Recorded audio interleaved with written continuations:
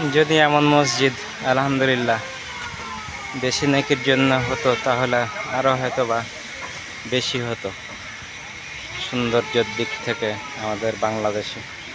কিন্তু Mecca Medina এবং আল আকসা মসজিদ ছাড়া অন্যান্য মসজিদের সোয়াবের ক্ষেত্রে সকল মসজিদ, এমনকি একটি টাটির মসজিদ হলেও একই সমান নেকি।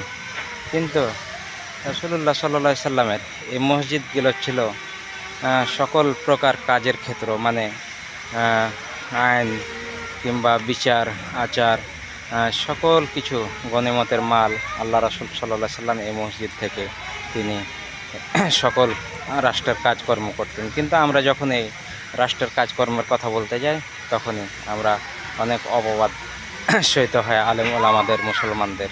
অতএব আমরা শিক্ষা নেই যে ইসলাম শুধু এই মসজিদের জন্য না, এই মসজিদ কেন্দ্রিক রাষ্ট্র কায়েমের জন্য।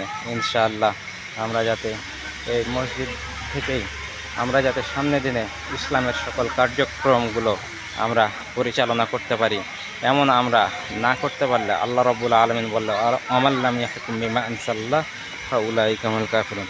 যারা আল্লাহর নাজিলকৃত কোরআন দ্বারা বিচার ফায়সালা করে না তারা হচ্ছে কাফের। তাহলে মসজিদ দিয়ে কী হবে যদি আমরা কুফরি পথ অবলম্বন করে চলি? আল্লাহ আমাদের হেদায়েত দিক। আমিন, আল্লাহুম্মা আমিন।